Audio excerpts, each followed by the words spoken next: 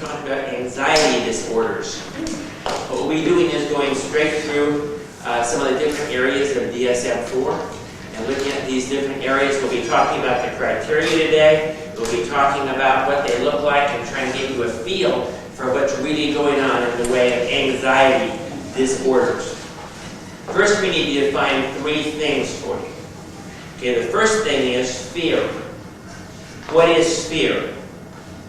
Fear is a tension or alarm state when confronted with a serious threat to your well-being. Now, how is that different from anxiety?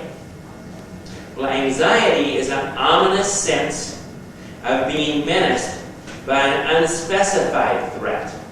Whereas if you're anxious, you're just anxious. Many times you don't know why you're anxious, but you have an arousal level that has to do with fear. And then we have stress. When we're confronted with the demands or opportunities that require change or require more than we think we can produce, we are stressed. It depends on our appraisal of the event and our capabilities to respond to it. It could be a threat or it could be harmless, but as we see it as a threat, then it stresses us out. Anxiety disorders account for 15 to 17% of the adult population.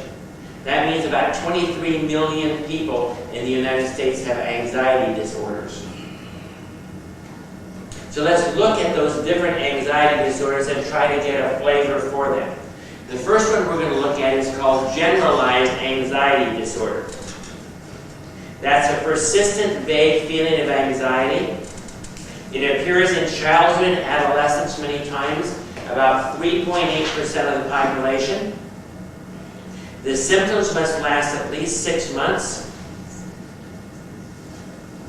The majority of people with a generalized anxiety disorder will also possibly have one of the other ones we'll talk about later on, and they'll fit into this picture.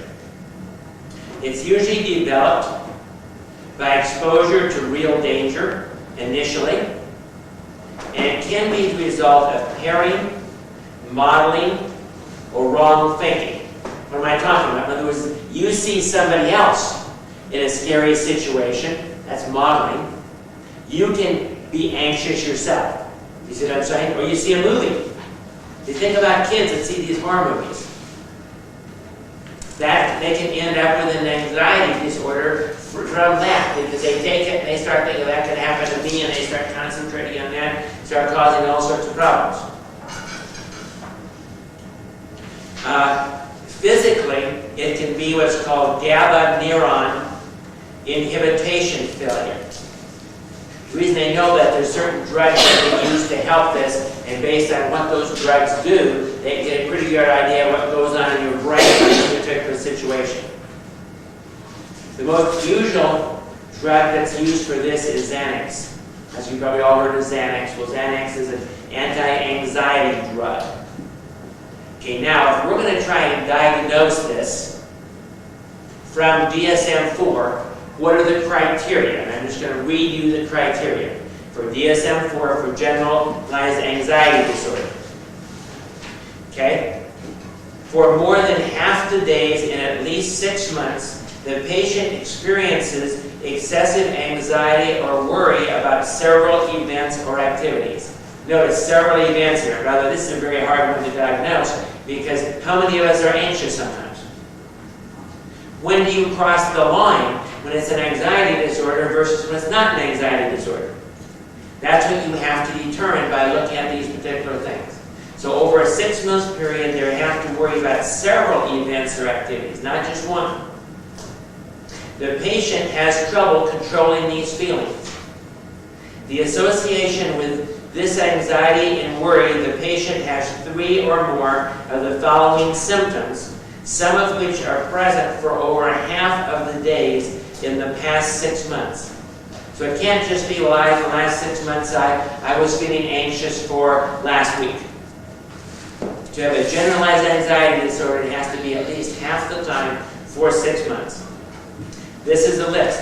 feelings of being restless, edgy, or keyed up, tiring easily, trouble concentrating, irritability, increased muscle tension, or trouble sleeping. Aspects of another Axis 1 disorder do not provide the focus of the anxiety or worry. In other words, you don't really have something else that's causing this, and this is sort of a secondary thing. The symptoms cause clinically important distress or impair work, social, or personal function. You're always going to see some of these caveats on the end of these lists. Okay, saying that it has to be enough that it really affects the person. The disorder is not directly caused by a general medical condition or the use of substances, including medications. It does not occur only during a mood disorder, psychotic disorder, post-traumatic stress disorder, or a pervasive developmental disorder. So you see the picture.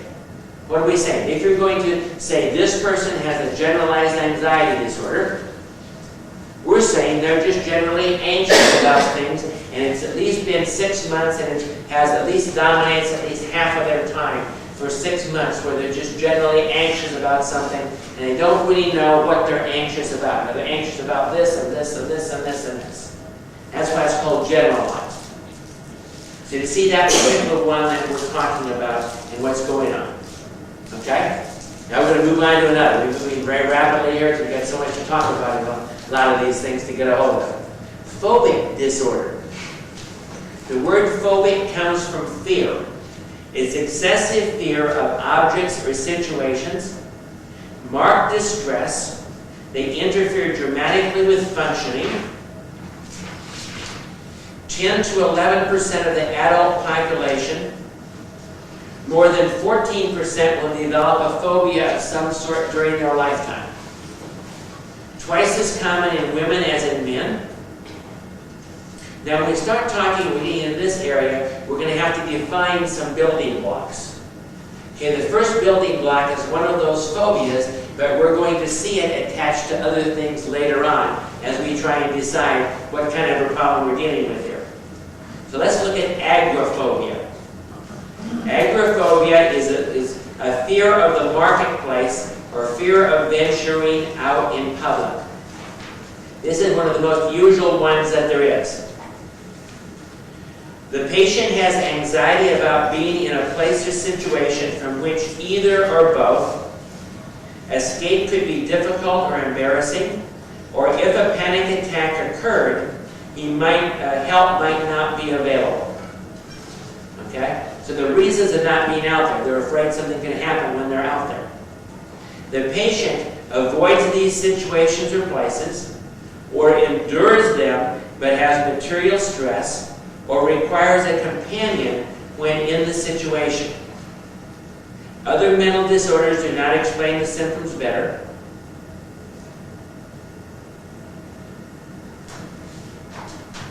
And that's basically what we're talking agoraphobia, okay? And so if you were diagnosing agoraphobia, now we're going to find out that agoraphobia is a building block and some other things. One of the things that's near it is what's called a social phobia. We have two basic types of areas. We have social phobias and we have particular phobias, okay? This is the requirements for a social phobia. And social phobias are fear of social or performance situations in which embarrassment can occur. Have you ever had a social phobia? Okay? Remember, the idea here is it has to cross a certain line. And that's what's always difficult in all of these things of trying to look at assessing using Dsm-4, is they're trying to help you know when it crosses that line from us being fairly normal and having this problem talking or giving a speech or performing or something, and when it is really a phobia. Remember, phobias are irrational fears. Okay, you're going to see that. Here are the requirements. The patient strongly, repeatedly, fears at least one social or performance situation that involves facing strangers or being watched by others.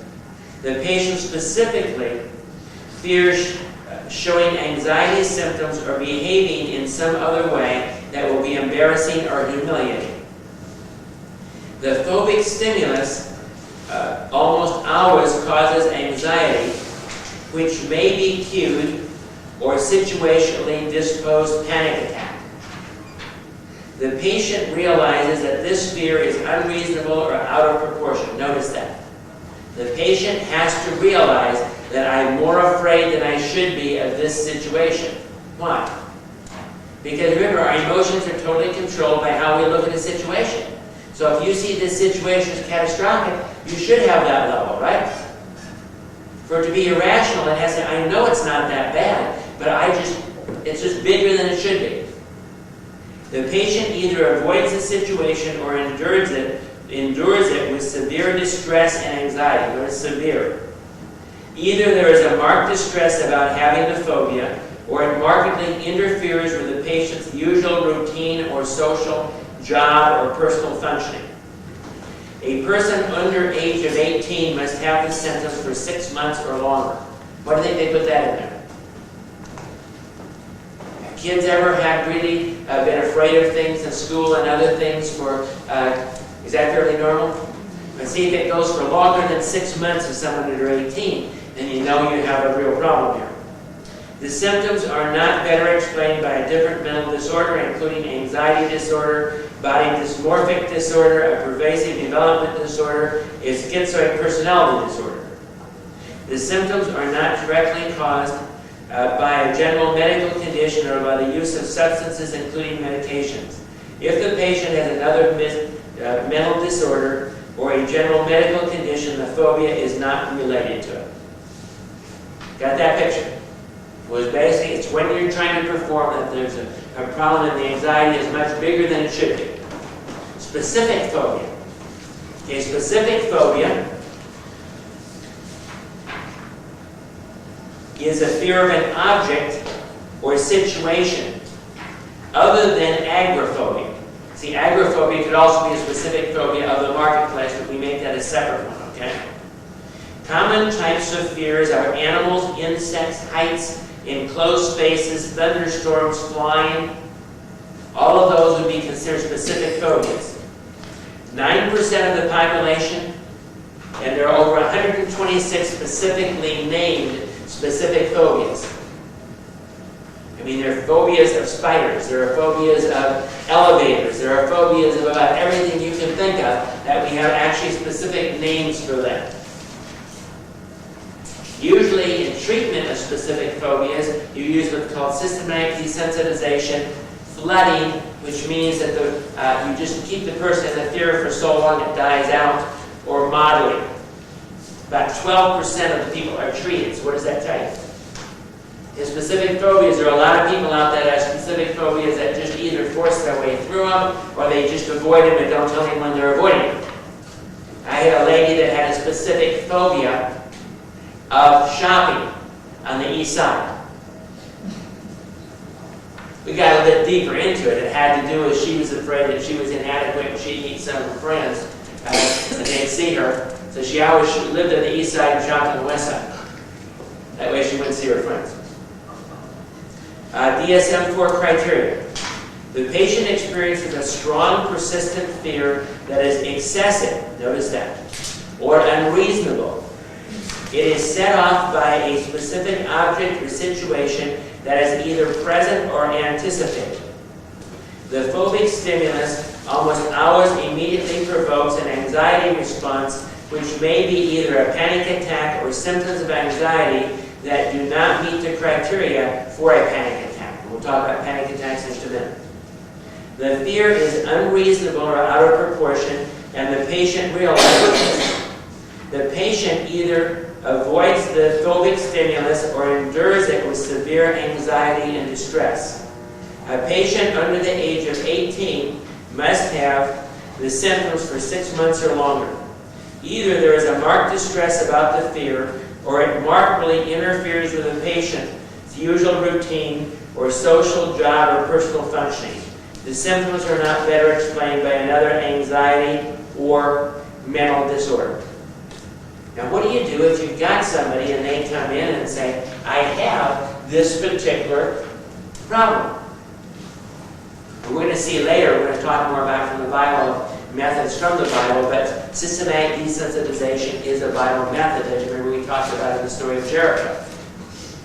And basically what it is slowly getting the person used to the stimulus while they're relaxed when they're in a that type of a situation. This is about 90% effective in dealing with specific phobias. This is one of the most easy treated type of things that you work on.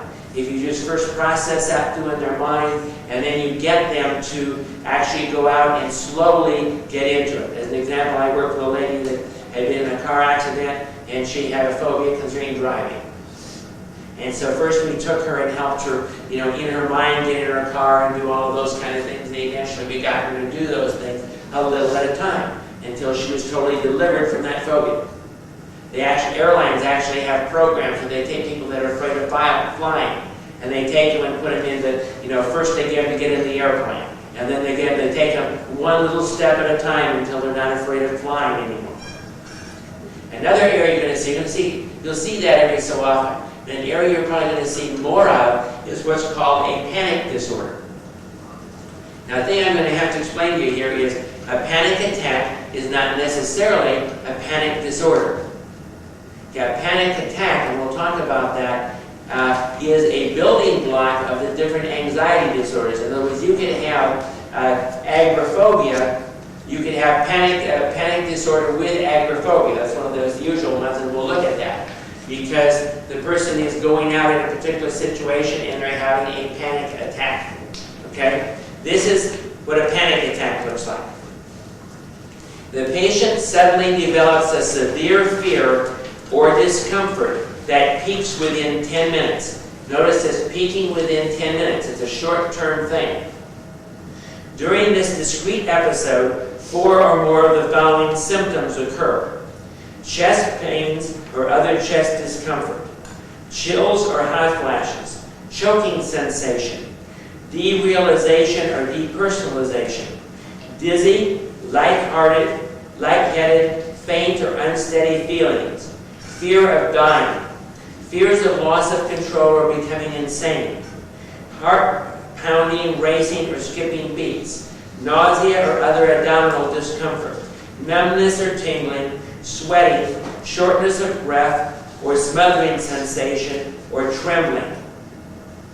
Now what this is sort of like, and I worked with a number of people that had panic attacks before, is that they will just be going along. For example, one lady I was working with panic attacks was afraid she was going to choke.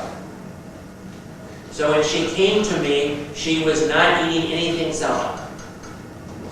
All she would eat is, all her food had to be ground up into mush, and she would just suck this and just drink mush because she was afraid she was going to choke if she did not. Choking is one of the symptoms here. But she was afraid to go out and drive. Because if she was driving and she had a panic attack, what do you think she was afraid would happen? She would pass out. See, the problem with a panic attack, it sort of works like this. Okay? Something happens to me that makes me a little bit afraid. So what happens when I get afraid? My heart starts pounding. So I notice my heart is pounding. What do I say to myself? There must be something wrong. So now I focus on that, and I focus on my symptoms. So now, because I believe there's something wrong, what happens? My heart starts pounding more, and I focus more on it. And many times, the irrational beliefs that go along with panic attacks are, if my heart pounds too fast, I'll have a heart attack. It's one of the most usual ones. And usually, someplace in the process, they'll start hyperventilating. Because you're really afraid, you start hyperventilating. What happens when you hyperventilate? You start feeling dizzy. You start feeling like you're going to pass out. And so these things just snowball and build up until the person just can't handle it. They think. The truth is they really can. And it's all in their mind. It's what's all been built up. There's some other physical possibilities here too. But basically, if you just end up, if you're just walking down the road and go into a real panic and just lose it. Just totally lose it. Just total fear. I had one lady I was working with that was going to the emergency room 3 to 4 times a week. The panic attack, what does the person usually think is happening? Heart attack. So guess what happens? They call the ambulance comes, they dump all this medicine in down them, and guess what happens by the time they arrive at the emergency room? They're falling. Or they go to the emergency room, and it happens over and over and over again. This one particular lady hadn't had a panic attack for a long time, and she's going to say, "Don't give me those pills, I just know I'm having a panic attack." Because she learned about it, and that's part of what we do to help a person with a panic attack. 8% of girls after puberty have panic attacks. 2.3% of adults every year. The thing that gets you, though, is the fear of having another one. So it's a multiplied thing. You start out, you have one of these, and then you're afraid you're going to have another one, so that's why you don't go out in public. And so basically it's a compounding thing that just builds up in your life until you can't do anything. 2 times higher in women. 36% of people said they've had mild panic attacks. So this is not an unusual thing at all.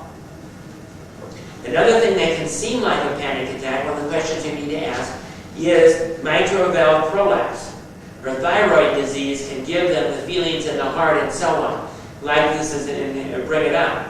Another interesting thing is that they're able to produce panic attacks in people by giving them certain drugs, no matter how healthy you are. And enough caffeine can cause a panic attack. So one of the questions you always want to ask is, how much coffee are you drinking? Because that will make you much more susceptible to this. The suggestion is there's something irregular in norepinephrine in the brain that makes a tendency to go in this particular situation. The characteristics of the person that has panic attacks are they're very susceptible to suggestions. Now, one lady I worked to, about every time they came in, all I did just ask, "Okay, tell me about what's happened to you in the last week."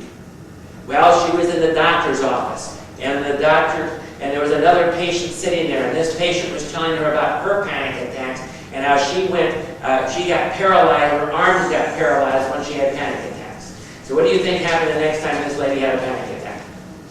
Exactly. The same thing. Inadequate coping skills. Lack of social support. Childhood is unpredictable. See, the fears are coming from someplace. Also, you'll find that many times people that have panic attacks, someone died when they were younger. Lack of control, chronic illness, overreaction to symptoms by parents, anxiety sensitivity. People that are sensitive to anxiety are 5 times more likely to have panic attacks. So what do you do in the area of panic attacks? Well, drugs will help in 80% of the time. Xanax, antidepressants, cognitive therapy based on false interpretations of what's going on, and physical science produce an 85% recovery. That's normally the direction we go, is we just help them understand how a panic attack works, how they get into this loop. We teach them to learn to relax, teach them to talk themselves down, to take a few deep breaths. If they need to, pull over to the side of the road until the 10 minutes is over. Here is the Dsm-4 panic attack, a panic disorder. A panic disorder is different than a panic attack. Okay? With agoraphobia, here are the requirements. A patient has recurrent panic attacks that are not expected. For a month or more after at least one of these attacks, the patient has one or more of these. Ongoing concern there will be more attacks, worry as to the significance of the attacks and its consequences, material change in behavior, such as doing something to avoid or combat these attacks. The patient also meets the criteria for agoraphobia. We already went over that. The panic attacks are not directly caused by a general medical condition or the use of substances, including medications. Panic attacks are not better explained by another anxiety or mental disorder. So you got that picture. You know, the person can just really, let me give you another example though to show you how panic attacks can come from other things. Had a particular young lady from a church, had quite a legalistic background. And she just started getting panic attacks. And one of our counselors worked with her and found out that what was going on is she was doing heavy petting with her boyfriend. See, and what was she thinking? You know, if God is a very stern, what was going to happen? God was going to get her. And that was enough to throw her into a series of panic attacks. So you have to look and see, what are they afraid of? What is the thing that's triggering these panic attacks of why they're going into that? So one, you're teaching them how not to get into this loop where they're looking at themselves and looking at their symptoms of what's going on and thinking that means something.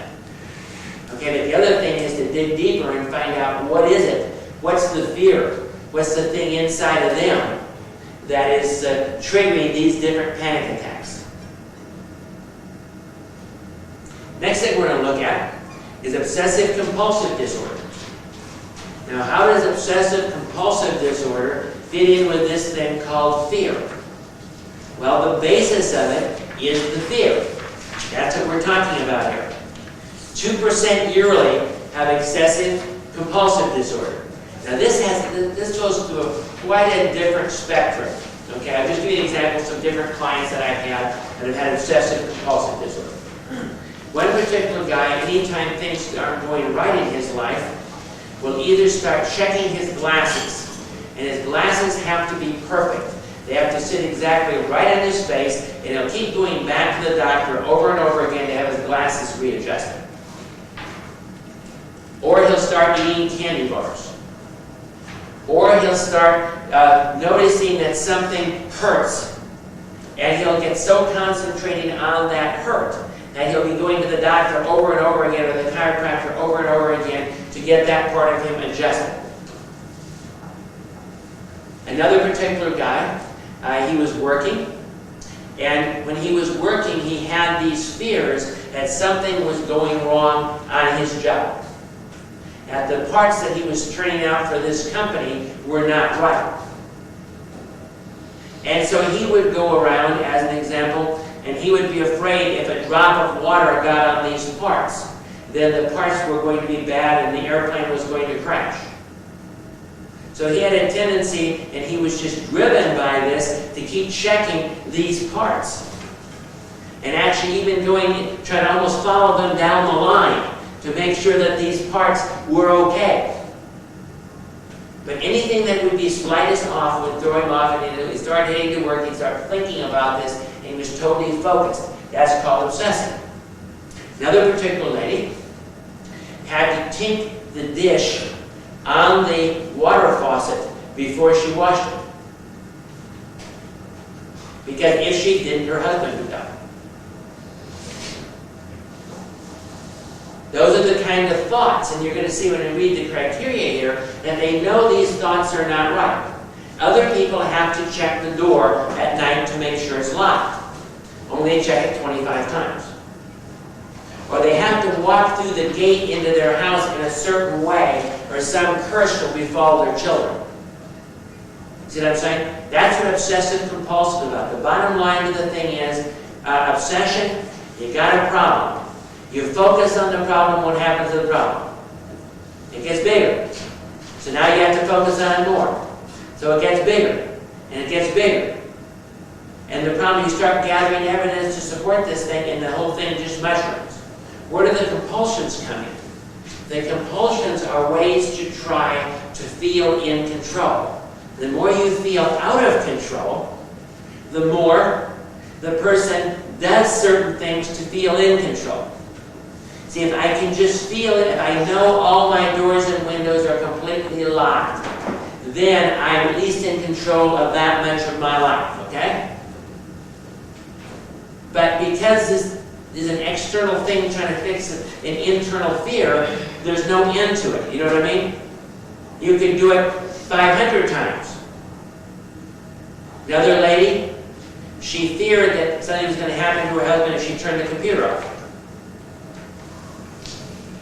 How do you deal with these kind of things? Well, you face them.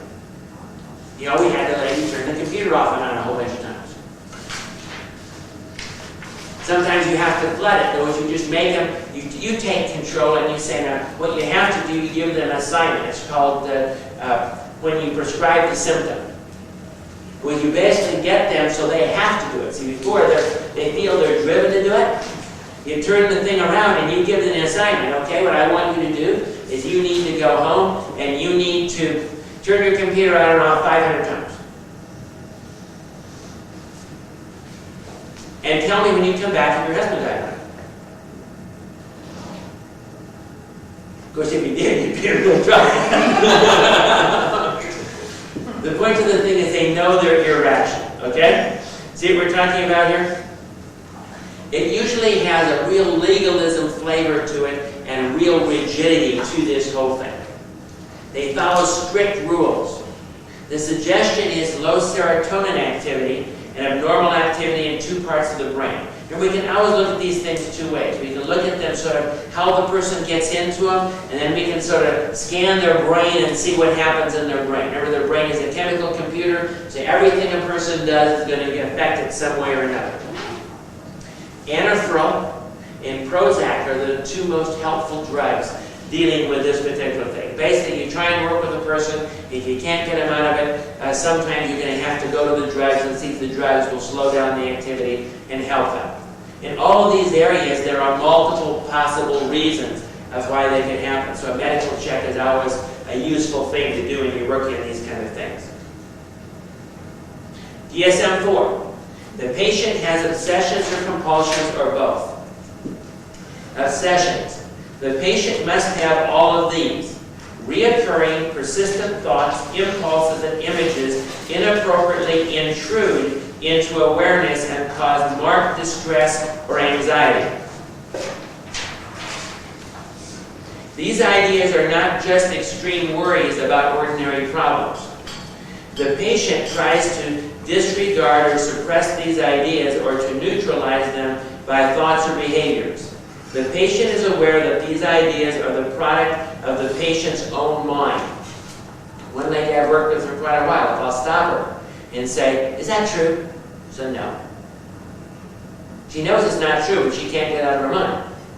The patient is aware that these ideas are the product of the patient's own mind. Compulsions. The patient must have all of these. The patient feels the need to repeat physical behaviors or mental behaviors. These behaviors occur as a response to an obsession or in accordance with strict applied rules. The aim of these behaviors is to reduce or eliminate distress or to prevent something that is dreaded.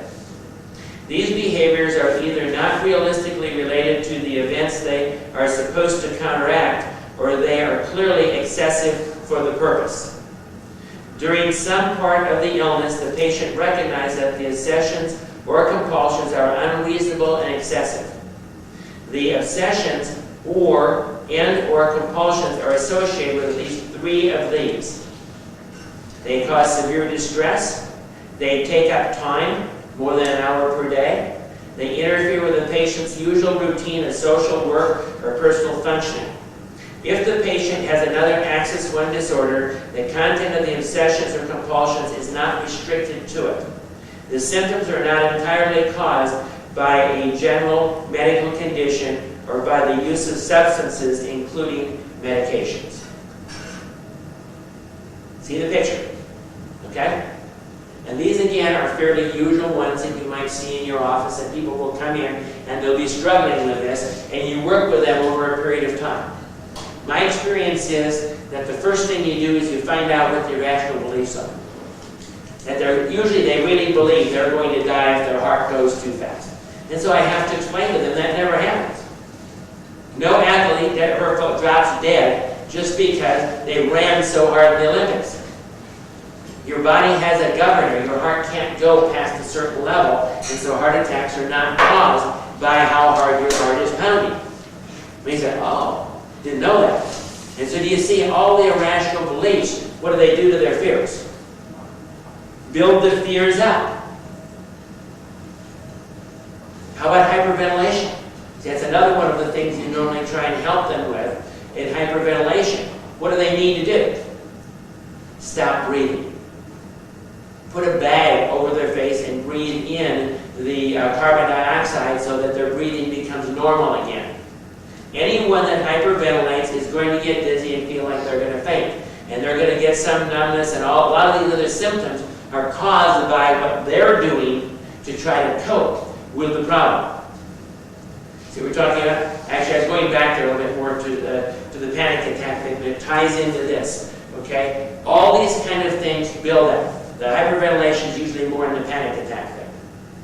Okay? What you normally get here is you get the person that's just afraid, and you get the person who is going to has to do the compulsions, or something bad is going to happen. And many times those are very unrealistic type of things. And the usual thing is to try to deal with the, get them to do the things that they're afraid to do. Now, if you can't do that, then you're going to have to try some end run, go some other way, and deal with some other things to try and get more control, to find out what they're really afraid of, to find out what the triggers are, and to try. It's based basically on insecurity inside. These things are all sort of related, and they all come back as anxiety disorders. It's the way the person is coping with the anxiety. Okay, one more we need to look at. And this is what's called acute stress disorder. That's if it's for the first month. Okay? Or post-traumatic stress disorder. That's if it lasts longer than a month. Now, everyone's heard about this. From the standpoint of soldiers coming back from Vietnam, or people being in airplane crashes or trauma and those kind of things. That's exactly what it is. But again, it's more excessive. If you look at different statistics here, 10% of people in serious traffic accidents end up with post-traumatic stress disorder.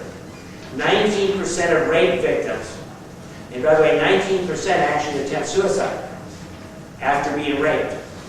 97% in one study of people that were in concentration camps during the Second World War had post-traumatic stress disorder.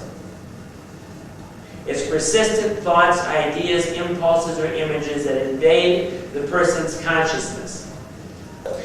They're not about real problems. They can be about real problems, but all these things are intrusive. They come in. They can't stop them. They end up with a depressed mood. Just really messes up their life pretty bad. Let's look at Dsm-4. And by the way, we'll just continue. Okay. The patient has an experience or witnessed an experience or was confronted with an unusually traumatic event that has both of these elements. The event involved actual or threatened death or serious physical injury to the patient or others, and the patient felt intense fear, horror, or helplessness. So you always have to have an event. So if somebody comes in and they're saying they have PTSD or whatever, what are you going to look for? The event. What was it that happened? What is it that keeps coming into your consciousness? What is it that keeps you up late at night?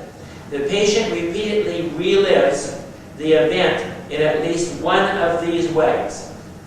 Intrusive distressful recollections, repeated distressing dreams, through flashbacks, hallucinations, and illusions, feeling or acting as if the event were reoccurring. Marked mental distress in reaction to internal or external cues that symbolize or resemble some part of the event. Psychological reactions such as rapid heartbeat, elevated blood pressure in response to the cues. The patient repeatedly avoids the trauma-related stimuli and has numbing of general responses, absent before the traumatic event, as shown by 3 or more of these. Tries to avoid feelings, thoughts, or conversations concerning the event. Tries to avoid activities, people, or places that recall the event. Cannot recall an important feature of the event. Experiences restriction in ability to love or feel other strong emotions. feels life will be brief or unfulfilling. The patient has at least two of the following symptoms of hyperarousal that were not present before the traumatic event: insomnia, angry outbursts or irritability, poor concentration, excessive vigilance, increased startle response. The symptoms above have lasted longer than 1 month. If it's 1 month, we have acute. Now we're talking, this is post-traumatic, I'm showing you. They're close enough, I'm not going to go over the acute. The symptoms cause clinically important distress or impair work, social, or personal functioning. Re-experiencing the traumatic event. Avoid stimulus which will remind them. Reduce responsibility of the external world. Numbing or buried emotions. Increased arousal, anxiety, guilt, even guilt that they survived. Affected by childhood experiences, personality, social support system. Has to last, I said, longer than 4 weeks. Okay? That's tying up. I had a few things after the actual Dsm-4 criteria there, as we talked about. So now let's back off on all that. I realize it's a whole lot of information that I just gave you straight line from Dsm-4. But I'm trying to give you a picture as a Dsm-4 paints it. Now let's go look at the Bible and see what the Bible says about fear. And then talk about how in Christian counseling we might do other things that might not be done in secular counseling to help these particular areas. Okay? First thing, all throughout the Bible, when Jesus appeared to people, what did he say to them first? Fear not. Fear not. Why do you think he told them that? Because they were afraid. And if you're afraid, what do? You run away. He wanted to at least stay. At least he could talk to him, at least work with him. The Bible tells us not to fear men. Proverbs 29:25 says, "The fear of man brings a snare, but whoso putteth his trust in the Lord will be safe." See the idea? If you're dealing secularly, what do we have? The person's going to be relying primarily on themselves, right? Therefore, do they have anyone to protect them, anyone to take care of them, anyone to help them if men don't help them? See, a person that's going up and standing before people, what's the best they need to know? It doesn't make any difference what people think about it. If you're just doing the job that God asks you to do, He's the only one that really counts. And it takes some work to get to that particular place, but that's where you need to help the client get. Hebrews 13:6. So that we may boldly say, "The Lord is my helper, I will not fear what men shall do unto me." So the Bible is saying this whole fear of man thing, and that would be part of which one of these? If a person came in with fear of man, what would be the Dsm-4 coding? Social phobia. Social phobia. Or agoraphobia. One of the two. If it's just in generally speaking before people, you see what I'm saying? That would be agoraphobia, but it could also be social phobia. Matthew 10:28. "And fear not them which kill the body, but which are able to kill the soul, but rather fear him which is able to destroy both soul and body in hell." Realize the Bible word fear many times respect or have honor for. Okay? The Bible says God will meet your needs. You understand? Everything else goes down to needs, doesn't it? Okay. What need are we talking about here? What basic need when we're dealing with anxiety? Usually security. Okay, but it could be fear of your other needs not being met, fear of feeling worthless, fear of not being loved. You could have fears of those things, but generally it's a fear to your security that we're talking about. Luke 12:32, "Fear not, little flock, for it is your Father's good pleasure to give you the kingdom." In other words, I read the end of the book and we went.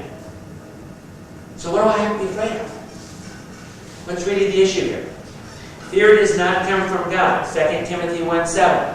"For God hath not given us a spirit of fear, but of power and of love and of a sound mind." How do we deal with fear according to the Bible? 1 John 4:18. "There is no fear in love, but perfect love casts out fear. Because fear hath torment. He that feareth is not made perfect in love. In other words, as long as I'm concentrating on me, in selfishness, I'm going to be afraid. Afraid for my needs. What if I get beyond that and I get to the place where I'm more concerned about you than I am about me? What's going to happen to my fears? But the bottom line in fear is more than that, of dealing with fear. What's the opposite of fear? Faith. Trust in God, that God has all, and I can do everything through God who strengthens me. With God, nothing is impossible. You go right down all the verses. Psalms 23:4. Yea, though I walk through the valley of the shadow of death, I will fear no evil. For thou art with me, thy rod and thy staff, they comfort me. Psalm 27:3. Though a host should camp against me, my heart shall not fear. Though war shall rise up against me, in this will I be confident.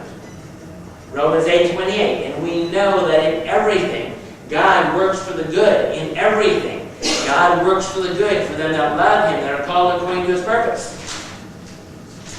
So what can you do as a Christian that secular counsel can't do? You can help them to know God and to get a real trust in Him and to know He's going to work everything for their good and to know that God is with them in everything that they go through. Jesus is in the car with you when you're starting to get that panic attack. Why don't you just turn to Him and tell Him how you feel? You can help them to understand and even get Bible verses that they can talk and they can say to themselves to deal with these different areas. So now let's look at sort of an overall plan of what you might do in the area of anxiety. Person comes in, they're facing a particular type of fear. What do you have to do first?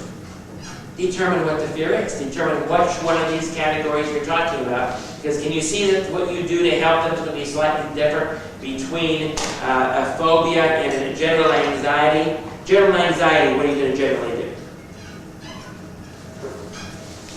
Work with them in their relationship with God, believing that everything's going to work for their good, finding what they are afraid of, what their fears about life are, and helping them get a relationship with God to deal with their general anxiety. You might have to go into theoplastic counseling to go back and find some of the roots of where they got that general anxiety from to try and turn that around. Specific phobia. What are you going to do? You're going to work with them to generally desensitize themselves to that particular stimulus, but also work with them to know that God is with them, and then to slowly have them face the fear. The answer to fear is obvious. Face it. Eventually. Doesn't mean you do it too fast. And of course, that's what we call systematic desensitization. That's the most usual thing that we usually to try and do that. Okay? How about obsessive compulsive? How are you going to deal with that? Well, you're going to try and first deal with their insecurity. Why are they so insecure? Why are they so afraid that they have to obsess on this particular thing? Again, they're building mountains, molehills in the mountains. It's a general rule of what? If you concentrate on the problem gets bigger. If you concentrate on God, He gets bigger in your sight, and what happens to your problem? It gets smaller. So God's got a place in every one of these things as you work on it. The other thing is being in control. Remember that the person in obsessive compulsiveness is trying to feel in control. How can you help them feel in control? It almost seems like the opposite by giving up control. Giving up all of their control to God, right? And really trusting God that God's going to work all of these things out. Yeah, I'll do my part. I have to only check the door once tonight, because God's got His angels round about my house, and He's going to protect me. He doesn't expect me to check it 236 times every night to make sure that the door is closed. Realize these are long-term processes many times to get this stuff to work the truth through and to take the lies out and to deal with the lies. How about in PTSD? have to go back and revisit those events. And the more you revisit those events, and the more you bring God into those events, the better. And the more it can dramatically change it. Again, theophostic counseling is extremely useful here. I'll just close with one example of that particular situation. In the end of one of our classes on theophostic counseling, one of the people actually in the class came in and they had just gone through the tornado in Hayesville. In fact, they had really gone through the tornado in Hayesville literally. Because they'd been in their house and they watched it on TV and they saw that the tornado was heading their way and they did not have a basement. So they got in their car.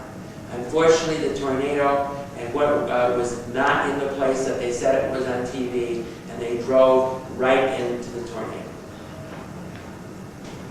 And the only thing they could do is pull in an underpass, and the tornado was picking the car up. Things were smashing into it from all sides. What do you think she said to herself? I'm going to die. Now, if that wasn't dealt with, what do you think that would have? What kind of a phobia or what kind of other Dsm-4 criteria do you think we might have been saying? Probably at least a specific phobia of tornadoes.